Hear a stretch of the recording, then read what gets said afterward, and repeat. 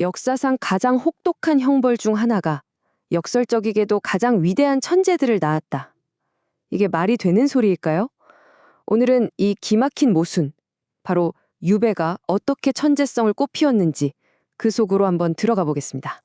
이야, 시작부터 아주 강렬한 문장이죠? 천하의 재주 있는 선비 절반이 유배된 사람이다. 아니, 대체 유배가 뭐길래 이런 말까지 나왔을까요? 이 문장 하나가 오늘 우리가 나눌 이야기의 모든 걸 담고 있다고 해도 과언이 아닐 겁니다. 자, 유배. 그냥 멀리 귀양 보내는 형벌. 이렇게만 생각하면 오산입니다. 이건 사실 정치 싸움에서 밀려난 사람들이 받는 벌이었어요. 근데 그 대상이 누구였냐? 바로 당대 최고의 엘리트, 학자, 예술가들이었단 말이죠. 그러니까 유배에는 아주 상반된 두 개의 얼굴이 있었던 겁니다. 네, 첫 번째 파트입니다. 형벌이자 축복. 제목부터가 정말 역설적이죠? 바로 한번 살펴보시죠. 여기 이 표를 좀 보세요. 정말 극과 극이죠. 왼쪽을 보면 외딴 곳에서 겪는 고통, 언제 끝날지 모르는 그 막막함, 그야말로 지옥 같은 형벌입니다. 그런데 오른쪽을 보세요. 신념을 지켰다는 명예의 훈장이 되고 누구의 방해도 없이 오롯이 학문과 예술에만 몰두할 수 있는 시간이 주어지는 뜻밖의 축복이 되기도 했다는 겁니다. 이게 바로 유배가 가진 기막힌 역설의 핵심이에요. 자, 그럼 먼저 그 가혹한 형벌이라는 측면부터 좀 더 자세히 들여다볼까요? 유배지에서의 삶, 과연 얼마나 끔찍했을까요? 한번 상상해 보세요. 지도에도 잘 안 나오는 어떤 낯선 섬이나 저 멀리 북쪽 북경에 덩그러니 던져진 겁니다. 사실 강직한 선비들이라 육체적인 고통이 어떻게든 견뎠을 거예요. 진짜 괴로운 건 따로 있었습니다. 바로 언제 풀려날지 모른다는 그 막막함, 희랑이 보이지 않는 그 심리적인 고통이 사람을 미치게 만드는 거죠. 결국 조광조, 허균, 송시열 같은 기라성 같은 인물들마저 유배지에서 생을 마감해야 했습니다. 아니, 그런데 어떻게 이런 극한의 고통 속에서 위대한 업적에 나올 수 있었을까요? 정말 미스터리 아닌가요? 그 비밀은요, 바로 그들의 생각에 있었습니다. 그들의 정신세계 말이죠. 바로 이 구절, 맹자의 말입니다. 하늘이 큰 일을 맡기기 전에는 반드시 먼저 고통을 준다. 유배를 간 선비들은 이 말을 붙들었어요. 아, 지금 내가 겪는 이 고통은 그냥 벌이 아니구나. 하늘이 나를 더 크게 쓰려고 단련시키는 과정이구나. 이렇게 생각의 프레임을 완전히 바꿔버린 겁니다. 고통의 의미를 재발견한 거죠.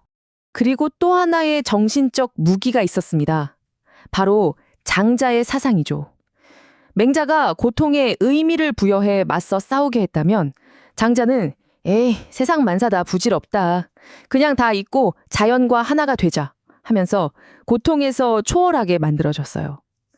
그러니까 이 두 사상이 유배라는 혹독한 시기를 버티게 해준 양대 정신적 기둥이었던 셈입니다. 자, 그런 정신력으로 뭘 해냈느냐? 바로 이겁니다. 500여 권. 다산 정약용 선생이 18년의 유배 기간 동안 쓴 책의 수입니다. 어마어마하죠. 우리가 아는 그 유명한 목민심서, 흠음신서 같은 책들이 전부 이 고독하고 괴로운 유배지에서 탄생한 겁니다. 어쩌면 유배가 없었다면 지금의 다산도 없었을지 모르는 거죠. 심지어 이런 재밌는 경우도 있었어요. 서명응이라는 학자는 평생의 소원이 백두산에 가보는 거였는데 글쎄 유배를 그 근처로 가게 된 거예요. 이분한테 유배는 벌이 아니라 오히려 꿈을 이룰 수 있는 절호의 기회. 뭐랄까 하늘이 준 선물이었던 셈이죠. 정말 인생은 알 수가 없습니다.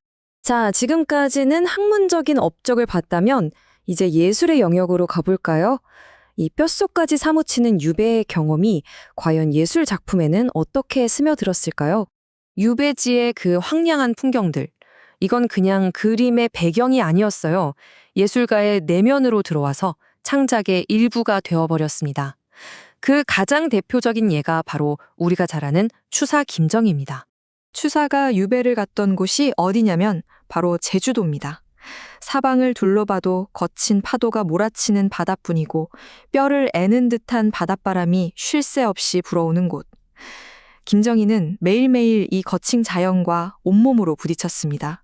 그리고 그의 예술도 바로 그 자연을 닮아가기 시작했죠. 바로 이 작품들을 한번 보시죠. 이게 바로 그 결과물입니다. 왼쪽이 김정희, 오른쪽이 또 다른 유배 서예가였던 이광사의 글씨인데요. 어떠세요? 그냥 딱 봐도 뭔가 부드럽고 온화한 느낌보다는 칼바람처럼 날카롭고 거친 기운이 느껴지지 않으세요? 전문가들은 이걸 거친 야일풍, 그러니까 꾸밈 없는 야생의 멋이라고 표현하는데요. 말 그대로 그의 붓이 제주도의 그 사나운 바람이 되어서 종이 위를 휘저어 놓은 것 같은 느낌을 주는 거죠. 고통스러운 현실과 거친 자연이 만나서 그 누구도 흉내낼 수 없는 독보적인 예술을 만들어낸 겁니다. 자, 그럼 정리해볼 시간입니다. 이 고통과 창조가 얽힌 기막힌 이야기. 여기서 우리가 붙잡아야 할 핵심, 그 역설적인 유산은 과연 뭘까요? 동양 철학의 삼불후라는 아주 멋진 개념이 있습니다. 세 가지 썩지 않은 것이란 뜻인데요. 사람이 죽어도 영원히 남는 세 가지가 있다는 거예요.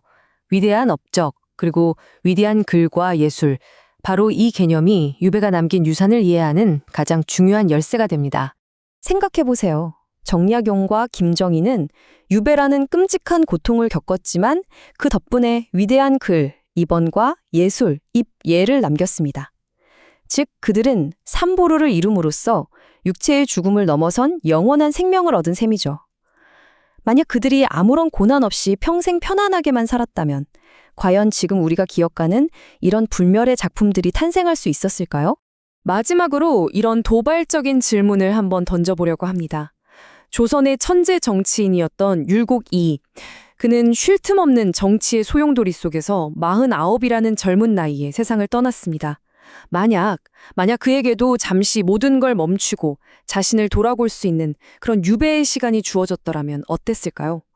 그는 더 오래 살아서 더 위대한 업적을 남기지 않았을까요? 형벌이 낳은 이 놀라운 역설은 오늘을 사는 우리에게도 참 많은 생각을 던져주는 것 같습니다.